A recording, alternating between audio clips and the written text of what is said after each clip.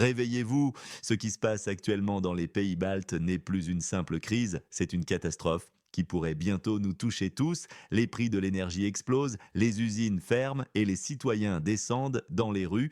Mais ce n'est que la partie visible de l'iceberg. Imaginez, hier encore, vous payez quelques centimes pour votre électricité. Aujourd'hui, vos factures ont triplé, quadruplé. L'usine où vous travaillez depuis 20 ans est au bord de la faillite.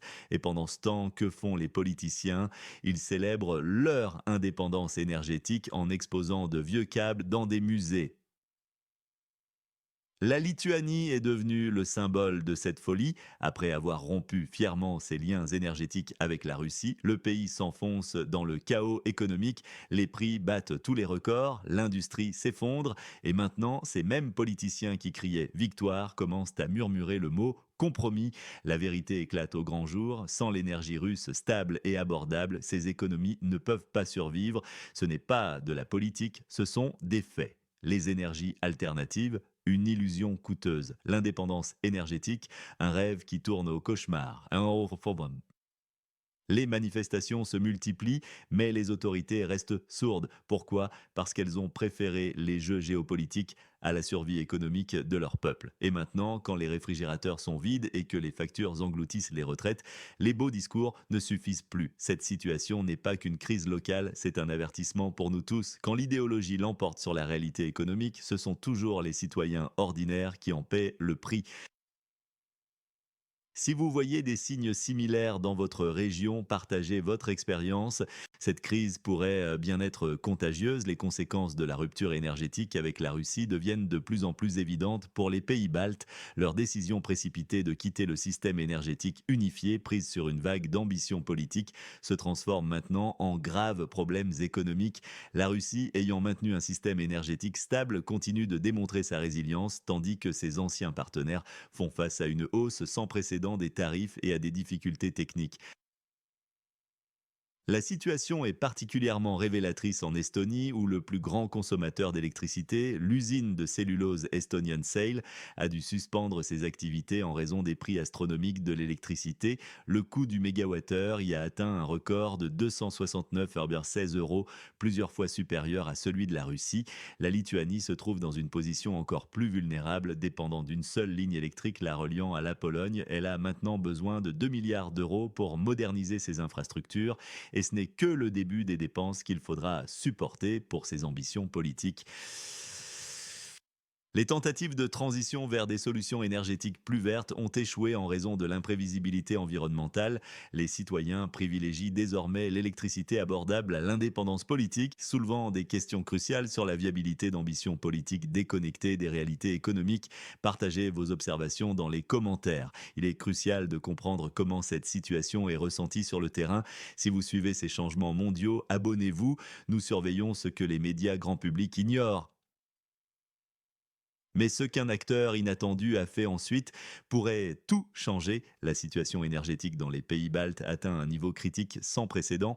Les données fournies par Elvakovalius en Lituanie révèlent une hausse vertigineuse du prix de gros de l'électricité atteignant 1523 euros par mégawattheure, soit une augmentation de 70% par rapport à l'année précédente. La Lettonie et l'Estonie suivent une trajectoire similaire, suscitant de vives inquiétudes chez les experts du secteur énergétique. Andrius Maneikis, représentant du secteur, identifie trois facteurs majeurs: une augmentation de la consommation d'énergie de 1,34%, une explosion des prix du gaz et plus préoccupant encore, une chute de moitié de la production éolienne due à des conditions météorologiques inhabituelles.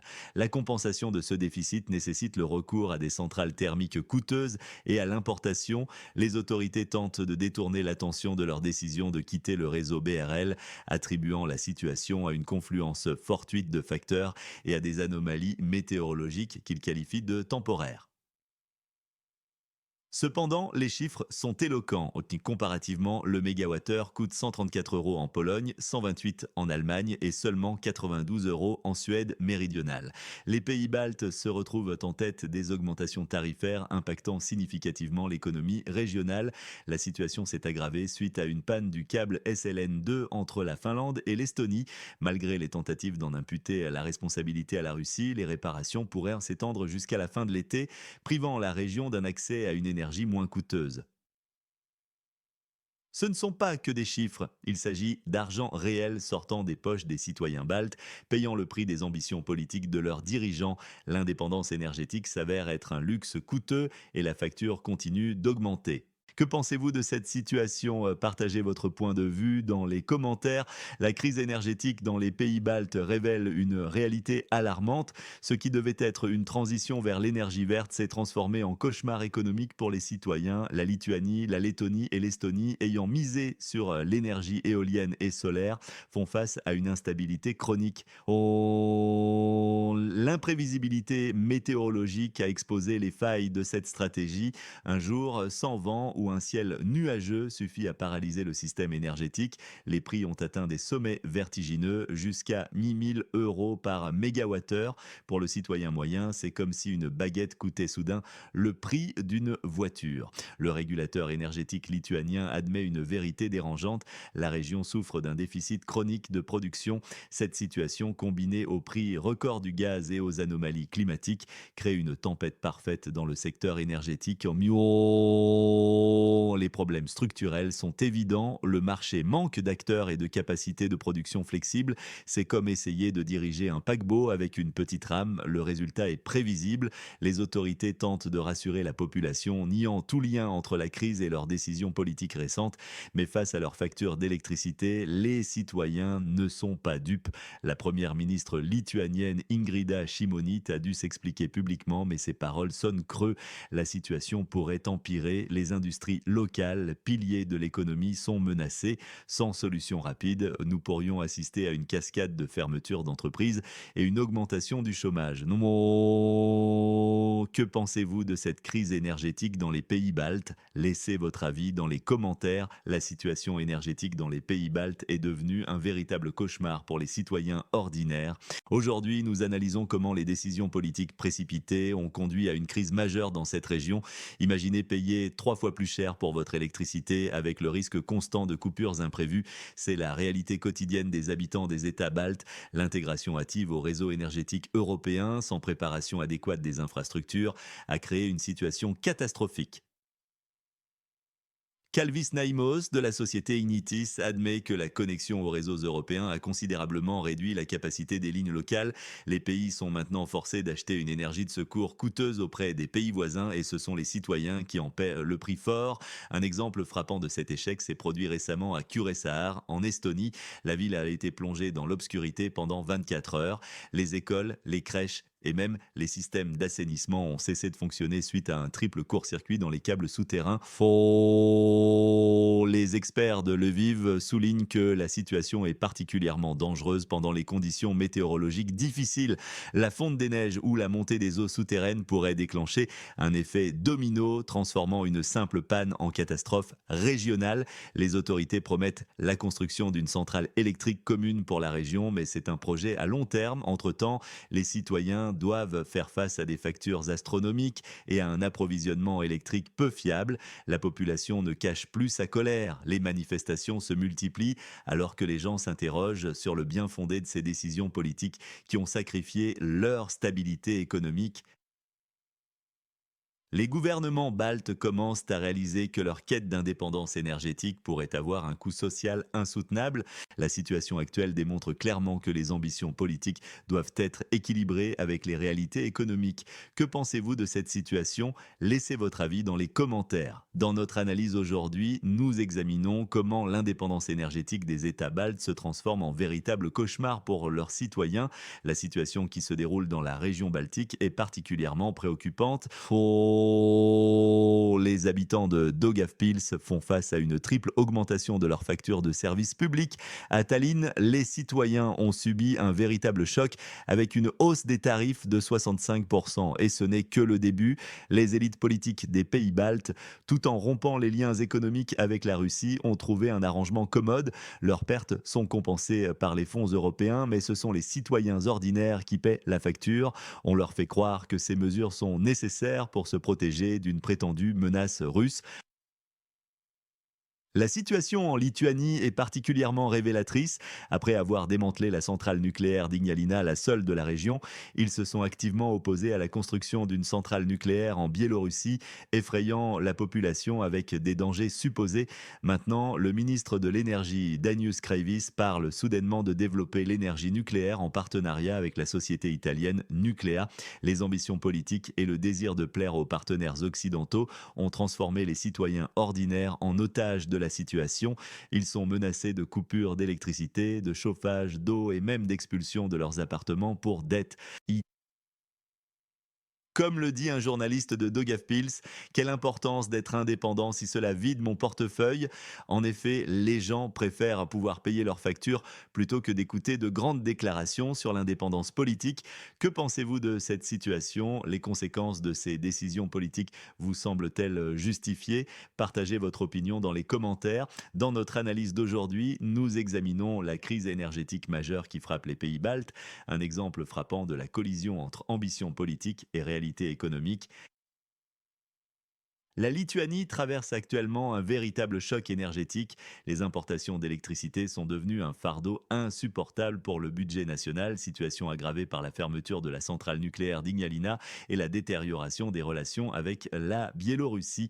La Finlande nous offre un autre tableau édifiant. Après son adhésion à l'OTAN, Helsinki a radicalement abandonné sa position historique de neutralité. Les conséquences sont lourdes. Fermeture totale de la frontière avec la Russie et rupture de liens économiques établis depuis des décennies. Le cas de la centrale nucléaire Hanhikivi 1 est particulièrement révélateur. La Finlande a unilatéralement rompu son contrat avec Rosatom, semblant croire à l'impunité. Moscou a répondu par une action en justice devant l'arbitrage international, réclamant des compensations substantielles. Les experts sont unanimes, cette politique entraîne des répercussions graves. Les pays baltes font face à des prix records de l'énergie, l'industrie risque la paralysie, la population s'insurge contre l'augmentation des tarifs, les autorités tentent d'expliquer ces hausses par des facteurs cachés, mais les citoyens établissent clairement le lien avec les décisions politiques. Les manifestations se multiplient. La population exige des réponses concernant sa sécurité énergétique. Les conditions météorologiques défavorables et l'absence d'alternatives énergétiques fiables aggravent la situation. L'indépendance énergétique verte s'avère être une alternative coûteuse et peu fiable aux fournisseurs traditionnels. Qu'en pensez-vous? Ces ruptures économiques valaient-elles vraiment la peine pour des déclarations politiques? Laissez votre point de vue dans les commentaires. Bokemo, je suis convaincu que mes auditeurs sont des analystes réfléchis et perspicaces. Je suis impatient de connaître votre opinion sur cette situation. Les développements récents dans les pays baltes et en Finlande nous montrent clairement les conséquences des virages politiques brusques sur le quotidien des citoyens ordinaires. La Finlande, qui se targuait récemment de sa position indépendante, fait maintenant face à des réclamations financières considérables de la part de la Russie pour la rupture des contrats de construction de centrales nucléaires. Dans les cercles d'affaires finlandais, on commence à réaliser qu'une erreur de calcul majeure a peut-être été commise. La situation dans les pays baltes est encore plus révélatrice. Les politiciens locaux qui proclamaient fièrement leur adieu à l'héritage soviétique sont maintenant confrontés à la dure réalité du marché. Les beaux slogans sur l'énergie verte se sont heurtés à une simple vérité. L'électricité doit être disponible en permanence, pas de manière intermittente. Les habitants de Tallinn et de Riga reçoivent désormais des factures 3 fois plus élevées qu'auparavant, pendant que les eurocrates discutent de diversification dans leurs bureaux chauffés à Bruxelles. Les citoyens ordinaires sont contraints d'économiser sur leurs besoins essentiels. Le cas finlandais est particulièrement intéressant. La précipitation pour rejoindre l'alliance militaire s'est traduite par de sérieux problèmes financiers. Ce n'est qu'après avoir reçu la réclamation de la Russie que Helsinki s'est souvenu de l'importance des relations de bon voisinage. La situation démontre clairement que, quels que soient les grands discours utilisés pour justifier les décisions politiques, tout revient finalement à l'économie. Les déclarations grandiloquentes sur les valeurs européennes ne réchaufferont pas les maisons quand le compteur électrique affiche des chiffres astronomiques. C'est la réalité. Les décisions politiques hâtives se traduisent souvent par des problèmes économiques à long terme pour les citoyens ordinaires et c'est une leçon pour tous. Que pensez-vous de cette situation? Partagez votre opinion, peut-être pourrons-nous comprendre ensemble.